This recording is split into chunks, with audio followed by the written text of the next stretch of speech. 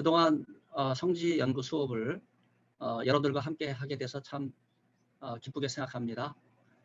아까 제가 성지 연구 카톡방에 올린 공지사항 보셨죠? 이제 공지사항 그대로 이제 진행할 것입니다. 그래서 여러분들이 그동안 3개국 준비를 잘 하셨는데 4개국이 될 가능성이 커요. 항공편 때문에. 그래서 4개국이 어디가 될지는 지금 그 항공편이 열리질 않아가지고 여름 방학 중에 어느 정도 그 허브 공항이 결정될 것 같아요. 그래서 저는 가급적이면은 프랑크푸르트를 경유하겠다 그랬어요. 이제 그 이유는 프랑크푸르트에서 베를린을 가게 될 때 그 종교개혁지가 있거든요. 비텐베르크 교회라든지. 그래서 중요한 종교개혁지를 경유해서 이동하면서 베를린에 뮤제움 인젤 그래서 박물관 섬이 있는데 5개 박물관 중에 3개 고고학적 박물관을 핵심적으로 보려고 그렇게 한다 그랬더니 한번 여러 가지 항공편을 생각해 보겠다 이제 그렇게 했습니다. 자, 아무튼 오늘 수업에 오신 여러분들 환영합니다. 이제부터 조교가 PPT를 이제 만들어 줬는데 공유를 하게 되면 여러분들 공유창에서 오늘 PPT를 보시고 마지막 이스라엘에 대한 그 PPT는 나중에 집중교육 시간이 있기 때문에 그때 아까 공지한 사항대로 여러분이 보시고 나중에 또 하도록 그렇게 하겠습니다. 자, 그러면 지금부터 이집트와 이스라엘 또 이슬람 선교와 유대인 선교 연결하는 제 마지막 이번 학기 강의를 화면 공유해서 시작하도록 하겠습니다. 자, 이집트 고대 종교를 먼저 말씀드리려고 하고요. 그리고 곱트 교회가 있었고 지금은 이슬람 아랍공화국이기 때문에 이슬람교가 이집트에 많이 있는데 이제 이슬람을 넘어서 이집트와 이스라엘의 관계가 굉장히 밀접하거든요. 그래서 고대 이집트를 이스라엘과 연결짓는 그런 작업을 통해서 많은 종교가 이집트에 있었어요. 그 종교를 다 다룰 수는 없는 거고 고대 종교의 핵심적인 그 태양신, 그 다음에 곱트 기독교로 넘어오는 과정, 그리고 이슬람화 돼서 계속해서 뭐 세계 종교의 말하자면 용광로와 같은 나라가 이집트인데 이집트 종교를 잠깐 말씀을 드리고 무슬림 선교에 대한 관점에서 우리가 기도 제목을 서로 나누려고 생각하고 있습니다. 5,000년에 걸친 이집트 역사와 종교는 하나라고 볼 수 있어요. B.W. 앤더슨이 이스라엘 역사와 종교 하나다 이렇게 이야기했는데 이집트는 그보다 더 역사가 깊죠. 고대 이집트 시대에는 태양신을 섬겼어요. 그레코 로만 시대 말기에는 곱트 기독교가 알렉산드리아와 카이로에 뿌리를 내렸죠.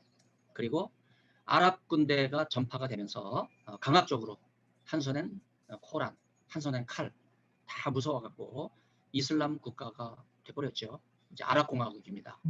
그래서 이집트는 400년 전부터 AD 그러니까 400년, 600년 전 이후부터 이슬람이 뿌리를 내렸다고 볼 수 있어요. 그런데 이슬람 이전의 고대 이집트는요 다신교죠. 신왕국 시대 그 이크나톤 기원전 13세기 이때는 아톤 신을 숭배했던 일신교예요. 그러나 원래 고대 이집트는요 다신교거든요. 다신교로 돌아갔지만 상징적으로 국가의 최고신은 고대 왕국부터 태양신인 라신을 섬기는 사실은 라신이 태양신이기 때문에 이집트의 일신교다 이렇게 생각할지 모르지만요 그 밑에 수많은 신들이 있어요. 그렇기 때문에 라신은 최고신이라고 말할 수 있죠. 고대 이집트 종교는요 이집트 종교 자체로만 남아있지 않고 그레코 로만 시대에 이르러서는요 치유의 신인 세라피스와 그 다음에 아까 그 이집트 처음 시작할 때 이시스 오시리스 신 그 벽화 부조가 나와 있는데 이게 혼합이 돼요. 그러면서 로마 제국의 기독교가 공인되게 될 때 곱트 기독교가 전국적으로 전파가 됐습니다. 현재 이슬람교는 이집트의 85%인데 기독교는 14.2% 그러나 실제로 공식적으로는요 얼마 되질 않아요. 6%밖에 안 되고 그냥 잠정적으로 잡을 때 한 14% 이렇게 잡고 있죠. 이걸 기독교의 박해가 오랫동안 있었기 때문에 이런 일이 있었다고 볼 수 있어요. 1980년 이후 기독교인의 사기를 떨어뜨리는 그런 여러 가지 정책들이 이집트 내에 있었는데 종교 차별법을 엄격하게 적용하면서 교회를 파괴하고 불을 지르고 또 kop트교도들에 대해서 그 테러를 하고 또 이슬람교로 개종시키기 위한 각종 뇌물공세. 그래서 기독교로 개종한 이슬람교도는 투옥시키고 또 어떤 사람은 극렬한 이슬람 분자들이 기독교인을 명예살인까지 해도 살인죄에 해당되지 않는 이게 이집트예요. 그래서 어느 해에는요 기독교인 235명이 투옥되기도 하고 그래서 이슬람은 이집트에서 기독교를 박해하는 대명사라고 볼 수 있어요. 그래서 무슬림에게 기독교도의 목을 쳐라, 기독교인을 쓸어버려라 이런 얘기를 공공연하게 하고 있죠. 그게 코란이에요. 그래서 기독교는 kop트 교회로 이집트의 소수파 상당히 어려운 상황이고요. 무슬림의 박해와 교회 파괴로 성장하지 못하는 이런 악적 과정 속에서도 kop트 기독교가 이슬람 그 어려운 여건 속에서 1973년에 성령 체험을 하게 돼요. 그러면서 kop트 교회가 갱신운동을 하게 되고 이때 이제 이집트의 지금까지 강한 교단이 오순절 교단과 복음주의 교단이에요. 오순절이라고 해서 한국의 순복음이 아니죠. 펜티코스티날이 성령 체험을 한 그런 복음주의 교단이 사실 선교지에는요 자유주의 신학은 뿌리를 못 내려요. 다 생명의 위협 앞에서는 굴복하거든요. 성령 충만한 복음주의자들만 뿌리를 내리는데 3분의 2가 목회자가 없는 상태죠. 그래서 기독교인의 숫자는요 kop트 기독교가 제일 많고 그 다음에 로마 천주교 아까도 보여줬죠. 복음주의 순서인데 이집트 이슬람은 그 대개 시아파와 수니파 이렇게 나눠지는 거 여러분 많이 들어보셨죠? 수니파는 혈통이거든요. 바로 그 홍해 건너편에 사우디아라비아가 수니파잖아요. 참고로 시아파는 저 흑해 연안에 이란이 시아파죠. 그래서 이집트 종파는 20여 개가 되는데 종주국인 그 혈통을 강조하는 사우디아라비아의 수니파와 그 다음에 전통을 중시하는 흑해 연안의 그 이란 시아파 사이 서로 으르렁거리면서 서로 테러를 하고 죽이는 바로 이게 이슬람의 실체입니다. 다수가 이슬람 사회인 이집트에서 kop트 기독교인이 자기 스스로 기독교인이다 이렇게 밝히는 것은 불가능한 일이에요. 너무나 어렵죠. 여러분 독일 기자 마틴 모세바흐라고 하는 분이 쓴 21세기라는 뜻인데 kop트 순교자들의 땅에 다녀오다 라고 하는 책이 있는데 지금도 순교당하는 kop트 기독교인의 숫자가 많다 하는 것을 보여줬어요. 이 책은 그 이슬람 테러 분자 아직도 그 잔당들이 남아 있는데 기독교인에게 오렌지 죄수복을 입히고 머리에 두건을 씌워서 강변에서 참수하는 kop트 기독교인의 끔찍한 이야기로 시작합니다. 이들의 순교신앙은요 3세기 테베군의 학살로부터 이어졌다. 그리고 7세기 무함마드 군대가 이집트를 침공함으로써 400만 kop트 기독교인이 순교하는 지금도 이집트에는요 순교의 피가 계속되고 있어요. kop트 기독교인이 흘린 순교의 피는 결코 헛되지 않을 것입니다. 여기 예수님 아기 예수님께서 헤롯의 박해를 피해서 피난을 가셨던 올드 카이로 바로 피난 기념교회 우물입니다. 여기 이 우물이 성가족이 이집트에 피신 와서 마셨던 우물로 가장 오래된 우물로 전해지고 있습니다. 예수님도 박해를 피해서 이집트를 가셨는데 지금 여전히 이집트에 박해가 있다고 하는 것은 그만큼 선교하기가 어려운 거예요. 아기 예수님께서 피신간 동굴과 바로 그 우물 위에 아기 예수 피난 기념교회가 세워져 있고 kop트 교회가 소수로서 그 신앙을 지키고 있습니다. 특별히 이 kop트 교회의 신앙 전통은요 사막의 수도사, 여러분 광야의 수도사, 바로 수도원의 효시가 이집트거든요. kop트 수도원이에요. 그중에 가장 대표적인 것이 성 안토니우스 수도원입니다. 바로 그 자체가 kop트 교회 영혼이에요. 김명령 총장이 아시아의 영혼 뭐 이렇게 얘기를 많이 했는데 고대 기독교 정신을 엄격하게 지키고 있는 신앙을 수련하는 장소입니다. 그 외에도 마카리우스 수도원, 세례 요한과 선지자 엘리야의 유골이 보존돼 있어요. kop트 교도의 영적 안식처라고 말할 수 있죠. 세례 요한과 엘리사의 유골이 있으니까 굉장히 전통이 있는 거죠. 그 다음에 우리가 시내산을 갈 때 반드시 들리는 성 캐데린 수도원, 여기 현존하는 최고 신해선 사본 성경 전체가 있는데 우리 학교 도서관에 바로 이 신해선 사본이 있죠. 그만큼 이 도서관 옆에 안에 전시되어 있는 거 여러분 들어가서 확인해 보시면 좋겠습니다. kopt교단은요 기독교 교단 가운데 가장 오래된 교단이에요. oldest denomination. 그래서 최초의 교황을 세워서 지금까지 독립적인 길을 걸어왔는데 7세기 무함마드 후에가 이끄는 아랍 군대가 이집트를 정복하고 400만 kop트 교도를 살해하는 비극이 일어나면서 많은 배교자가 속출됐고 이슬람을 받아들여서 기독교를 떠났음에도 불구하고 지금까지 그 순교 상황에서도 신앙을 지키고 있어요. 그래서 이집트 달력, kop트 달력은요 순교력이라 그래요. 그래서 284년을 원년으로 해서 바로 다수 순교자가 나왔던 것을 기념하면서 kop트 기독교 순교력이 지금까지 이어진다. 그걸 우리가 기억할 필요가 있죠. 이슬람교도와 kop트 교단은요 아주 가족 중심의 공동체 생활이에요. 그래서 결혼도 기독교인끼리만 합니다.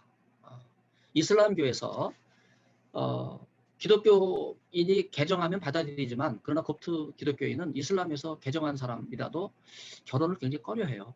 그만큼 순수 기독교인들끼리만 결혼한다. 그러다 보니까 결혼 상대가 심히 제한됐죠. 또 결혼 자금은요 이슬람교와 비슷해요. 결혼 지참금을 준비하죠. kop트 교회는 결혼식은 교회에서만 합니다. 그리고 결혼식 때 성직자들이 30-40분씩 설교하는 긴 예식이 있어요. 장례식도 교회에서. 매장 절차도 이집트 전통적으로 내려오는 시체에 방부제를 주입하고 미라처럼 백색 붕대를 칭칭 감아서 가늠하여 그러면 썩지 않죠. 미라가 되는 걸 시간이 오래되면. 장제전 그래서 미라가 만드는 그런 엄숙한 장소에서 지금도 장례식을 교회가 그 장제전을 갖고 있는 거죠. 참고로 장제전이라는 말은 미라를 만드는 피라미드, 스핑크스 우리가 이집트 가게 되면 그 장제전을 탐방을 합니다. 미라를 만드는 장소죠. kopt교도가 일생에 통과해야 될 의식이 몇 개가 있어요. 이와 세례 의식. 그 다음에 한쪽 팔목에 십자가 모양을 새겨넣어요. 문신을 하죠. 사냥젖에 담가둔 바늘로 피부에 십자가를 문신하면서 예수의 십자가 달리신 고통을 직접 느끼면서 평생 kop트 기독교인이라고 하는 것을 사람들에게 알리는 거예요. 그러니 다수 이슬람 사회에서 이들이 신앙을 지키는 게 얼마나 어렵겠습니까? 또 포경 수술을 하지만은 유대인처럼 종교적인 의미는 없어요. kopt교도가 이렇게 변치 않는 전통을 고수하는 가운데 가장 중요한 그 전통의 근거는 성경에 기초한 거라 볼 수 있어요. 그래서 마띠아 선출도 성경대로 사도행전 1장 마띠아 선출한 것처럼 교황 선출하는데 모든 성도가 투표해서 10명을 뽑아요. 그리고 5,000명 kopt교도가 후보 2명으로 투표해요. 그 최종 결정은 둘 중에 하나 어린아이가 제비뽑기를 하게 해요. 참 대단하죠. 그런 점에서 어느 교황 슈노우다라고 하는 교황은요 1위가 아닌데도 교황으로 선출되는 그런 일도 있었죠. kopt교는 동방정교의 전통에 따라 축제일을 정하는데 동방정교의 크리스마스는 우리와 달리 우리 서방교회니까 12월 25일이 아니라 1월 7일이죠. 그 여러분 1월 7일 그때도 크리스마스라는 걸 기억해서 크리스마스를 좀 지키면 좋을 것 같아요. 양력음력식으로. 또 부활절 전통이 있는데 부활절은 우리하고 굉장히 비슷합니다. 합의를 이뤘기 때문에 특별히 부활절 앞둔 사순절 기간을 이제 금식을 하는데 고기와 달걀을 먹질 않아요. 생선과 야채는 먹되 굉장히 소식을 하면서 지내죠. 여기 또 중요한 전통이 있는데 마지막 부활주일 그 한 주 앞둔 그 고난주일에 어린이들이 야차 잎 장신구를 만들어 가지고 십자가나 물고기 모양 또 이런 쇠고품을 서로 나눠 주는 거예요. 그러면서 부활절을 축복하는. 그런데 이 장신구들은요 이 다음에 부활절 때가 돌아올 때까지 1년 내내 각 가정에 장식을 해요. 근데 제가 어느 kopt집에 가보니까요 이게 뭐 몇십 년께 있는 거야. 그만큼 선물처럼 귀하게 여기는 전통이 있다. 우리와는 많이 다르다고 볼 수 있죠. 그런데 동일한 점이 있다면요. 한국교회도 일제시대와 6.25 한국전쟁을 민족 상장의 비극이죠. 많은 순교자가 나왔어요. 이제 그러면서 이집트의 순교자, 한국교회 순교자 서로 동병상련의 아픔이 있어요. 그런 점에서 한국교회와 이집트 kopt교회는 서로 공통점이 있기 때문에 협력하게 되고 이집트 선교회 교두보를 마련할 수 있는 그런 측면이 있다고 하는 것을 우리가 생각해 볼 수 있어요. 한국처럼 성탄절과 부활절을 중시하는 교회도 드물잖아요. 그런 점에서 동방교회 원형 곱투교동과 긴밀히 선교할 때 이집트 선교 가능하다 하는 걸 알 수 있습니다.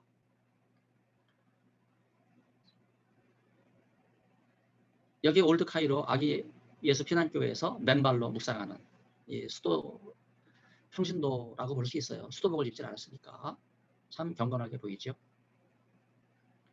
곱투교회를 위해서 여러분 기도가 필요합니다. 2011년 아랍공화국을 휩쓸었던 제스민 혁명이 실패되고 이집트는 더 강력한 비상사태가 강화되면서 곱투교회를 통제해요. 그래서 세계교회가 이집트 곱투교도 박해, 순교를 주시하고 기도하고 있어요. 여러분도 기도해 주시고요. 순교자의 피가 결코 헛되지 않을 텐데 코로나로 인해서 이집트 곱투교대 박해상이 더 심각하다. 여러분 기도해 주시기를 바랍니다. 여기 피라미드, 세 개의 피라미드 나와 있죠. 구도가 아주 잘 잡혔어요. 네, 낙타가 아직도 이집트 그러면 대표적인 게 바로 이 쿠프의 피라미드. 어마어마하죠. 네. 이 피라미드 앞에 스핑크스 있는데 다음에 이제 사진 하나 제가 추가했는데 아침에는 다리가 4개, 점심에는 2개, 저녁에는 3개. 이게 오이디푸스가 인간이라고 대답했거든요. 결국 스핑크스는요. 인간의 모습이에요. 근데 수치심을 이기지 못해서 돌로 변했다고 하는 건데 바로 이 기자의 스핑크스. 원래 스핑크스는 자칼이죠. 누군가 그 목을 자르고 그래서 사람의 머리를 붙여놓은 그 자칼인데 원래 스핑크스라는 말은요. 목 졸라 죽이는 자라고 하는 뜻이 있어요. 그래서 그 말 저주대로 자신의 목이 잘려나간 거죠. 지금은 상체는 사람, 하체는 사자, 날개 달린 스핑크스, 그야말로 괴물이죠. 이슬람에서는 이런 스핑크스 저주가 지금도 계속돼서 기독교인을 참수하는 바로 이게 스핑크스의 저주가 이슬람교에 그대로 들어갔다. 이집트 특히 안타까운 그런 상황입니다. 꾸란 보면 예수를 비하하는 내용이 많고 뒤로 갈수록 폭력적으로 이교도의 목을 치라 너무나 많은 얘기가 나오죠. 쿠란 이슬람 경전 자체가 스핑크스의 저주를 되새기게 해요. 알케아다가 과격한 무슬림 세력이 돼서 기독교인을 참수했던 이 심각한 내용들. 고립된 kop트교들을 위해서 여러분 기도해 주시길 바랍니다. 여기 꾸란과 또 아랍어 성경, 네. 올드 카이로에 있는 kop트어, 아랍어 양쪽으로 나와 있죠. 이런 1500년 밖에 동안에도 신학을 잃지 않았던 게 대단한 거죠. 여러분 kop트교회 오면 이 사진 찍으실 수 있어요. 이집트 선교 현장에서 많은 이집트인이 스스로 기독교인이 되기 위해서 투쟁했죠. 뭐 십자가 문신을 팔목에 할 정도니까. 명예살인이 존재하는 밖에 속에서 예수를 믿는다. 여러분 쉬운 게 아니에요. 기독교인을 나타내고 살아가는 거니까. 그래서 이집트 교회 지도자들은요. 죽음으로써 신앙을 지키는 이런 순교 운동을 펼쳐나갑니다. 대부분 헌신된 기독교인이라고 말할 수 있고요. 이런 기독교인들과 연대하는 게 중요해요. 그래서 에큐메니카 정신으로. kop트교회를 이단이라 그러면 안 되죠. 정통교회인데 왜 이단입니까? 함께 복음 선교하기 위해서 같이 연대해야 돼요. 올드 카이로 바벨론문 5장 13절 베드로전서 바벨론에 있는 교회 바로 이게 바벨론문 입구예요. 지금은 이게 이집트 나일강이 범람해서 계단 밑으로 내려가는 것 같지만요. 옛날에는 사람이 막 뒷구멍이 들어가는 모습 보이죠? 거기가 바로 항만 부두예요. 그래서 배를 대고 발로 들어갈 수 있는 건데 지금은 이제 그 제방 공사를 해가지고 나일강이 넘친 그런 우에 이렇게 도시가 건설됐는데 유적지는 바로 이 안으로 들어가면 올드 카이로 2000년 전 유적지가 등장합니다. 이슬람 히잡과 다르죠. 흰 너울을 쓴 두 소녀가 kop트교회 예배를 드리러 가는데 과거 나일강 항구 도시였던 바벨론 교회 성문 안으로 들어간다. 여러분 가시게 되면 이게 바로 항구였구나. 이제 그걸 실감하시게 되죠. 이슬람을 이해하고 선교하기 위해서는요. 공격적인 이슬람 선교보다는요. 그들의 문화를 인정해야 돼요. 여러분 이집트, 요르단 가면 아랍공화국이기 때문에 무슬림 전도 어떻게 해야 되나. 대놓고 결신자 얻는 거 평생 불가능하니까.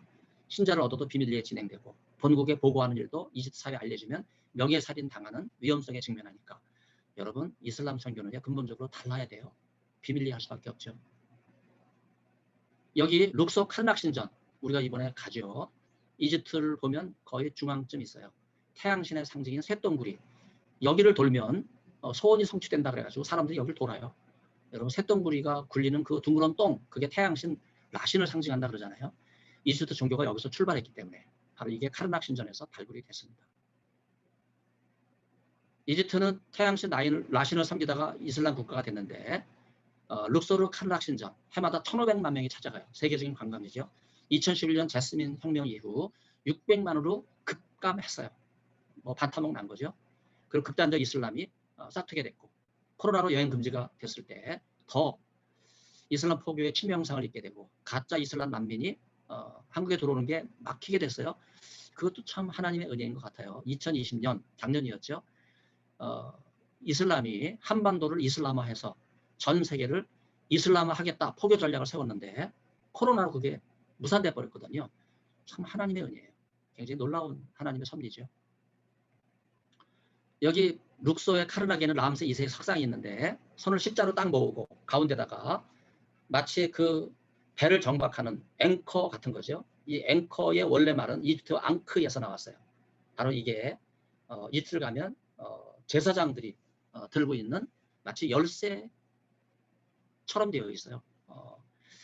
비밀의 문을 연다고 하는. 그래서 과거 람세 2세가 제사장으로 순격된, 신으로 순격된 하늘의 비밀을 여는 이런 어떤 라신, 태양신 숭배 이렇게 연결되는, 여러분 밤에도 이제 룩소로 갈 거거든요. 낮에도 가고 밤에도 가고 대단한 여러분 경험을 하시게 될 거예요.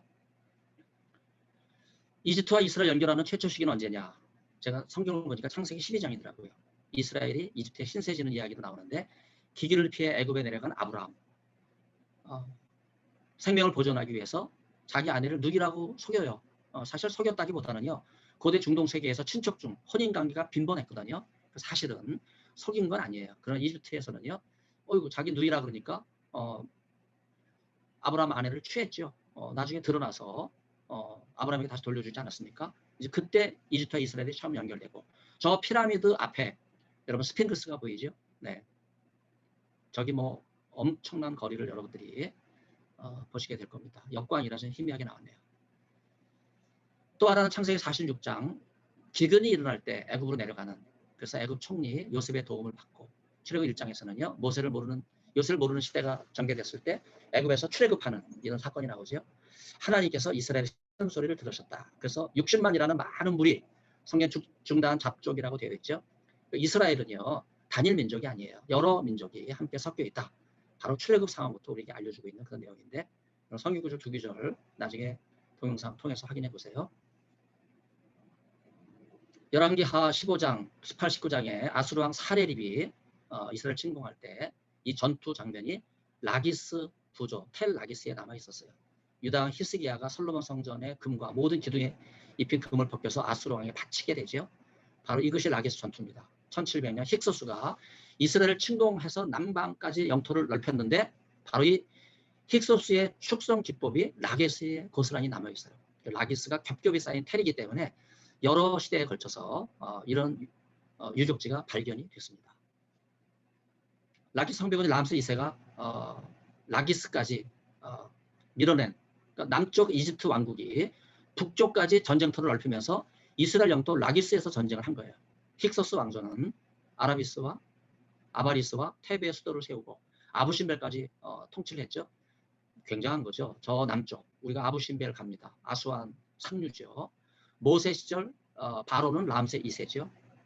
북쪽 라기스까지 서로 대치하면서 한동안 있다가 그냥 서로 북쪽으로 밀려가고 남쪽으로 밀려가고, 그 전투 내용이 라기스 부조에도 남아있고 아부신벨 대신전 부조에도 남아있다. 굉장한 내용이죠. 라기스 부조는 대형 박물관에 남아있습니다. 영국도 한번 가면 좋은데 언제 그 꿈이 이루어지겠어요?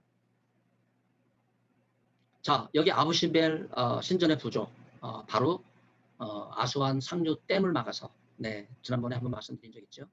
67m 물에 잠기게 된 산 전체를 옮겼다. 라기스 전투의 승리를 람세스 2세 입장에서 자랑하는. 그래서 아까도 잠깐 말씀드린 거지만 라기스에서 대치하다가 북쪽으로 물러나고 남쪽으로 내려간 이제 그런 상황이지 실제로 전쟁이 벌어지지는 않았어요. 그런데 람세 2세는 자기가 승리한 거다. 일방적으로 부조를 만들었죠. 이스라엘과 애굽, 아수르와 이스라엘, 힉소스와 애굽, 이 치열한 전투 현장이 바로 라기스입니다. 그래서 라기스 전투에서 사네립에게 조경을 바친 이스라엘 역사, 힉소스 왕조 람세 2세의 치열한 대치를 부조를 통해서 해석할 수 있고, 그런 점에서 우리는 아부시벨 신전도 찾아가려고 해요. 또 아부시벨 신벨 신전은요, 아스완에서 무려 400km, 한나절을 가야 돼요. 그렇기 때문에 거기가 사로잡고 또 한나절 걸려서 아스완까지 와야 되거든요. 뭐 어마어마한 여정이 필요한 그런 내용인데, 대형박물관에 가시는 분은 사진 찍어서 저한테 꼭 보내주시기를 바랍니다. 자, 여기 셰펠라 평지 위에 마치 둔덕처럼 보이는 가운데 길이 나 있죠. 네, 무식하게 차로 올라가요. 참 대단한 거죠. 저기 차로 올라가는 거 보면 어마어마한 거죠. 그 밑에서 이제 걸어가는데, 라기스 전투, 이스라엘과 이집트 사이에 새로운 것을 조명하는 거죠. 그래서 우리가 이번에 셰펠라 평지, 제주로 말하면 중산간지인데, 네, 텔 라기스를 갑니다. 현재 이스라엘은 유대인, 이집트는 무슬림. 두 나라 선교사들이 들어가서 복음을 전하려면 우리는 기독교인이기 때문에 아무 관계가 없는 거거든요. 그럼에도 불구하고 우리는 하나님의 위대한 역사가 펼쳐질 것을 바라면서 말씀을 들고 가는 거예요. 그리고 3000년 유대교 역사와 1500년 이슬람 역사, 그 한복판, 바로 그게 성지예요. 바로 중동입니다. 여러분, 복음의 역사를 이루기 위해서는요, 성령 충만한 사람이 돼야 돼요. 성령이 아니면, 예수의 영이 임하지 않으면 우리는 하나님의 복음의 사역자들이 될 수 없는 거죠. 더 때를 기다리면 하나님의 위대한 역사가 펼쳐질 걸로 확신합니다.